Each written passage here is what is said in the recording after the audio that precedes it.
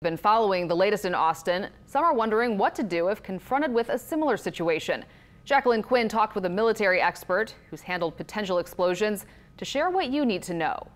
When people talk about packages in the mail around New Orleans, often it's out of concern for delivery. I'm more concerned with someone walking off with it than I would something dangerous. But with the recent bombings in Austin, it's making some think twice about what arrives on their doorstep. I know we get a lot of packages, so I imagine that they're around and most people have porches. Willie Sanders lives in Algiers, and the attacks remind him of a strange incident he experienced 2 weeks ago. My dog started barking.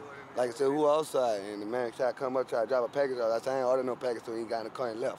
Now, with the Austin bombings in mind, he's not sure if the attacks are racially motivated, but he says he is worried about his family. I'm scared. I don't know what it is. I'm not trying to fall for nothing. You think back to Ted Kaczynski and the Unabomber. He was actually able to send a letter to an address.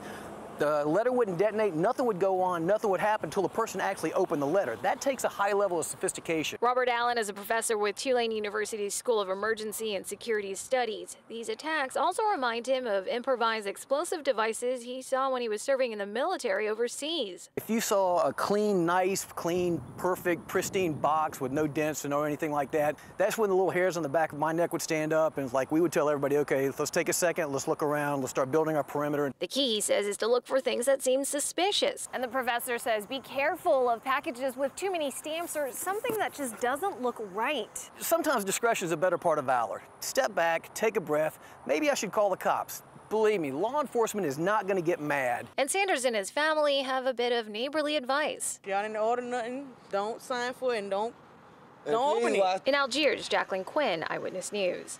And we checked in with the NOPD, and they say their bomb squad is ready to respond to any kind of incident. So far this year, only 2 reports of suspicious packages were called in, and those were quickly neutralized.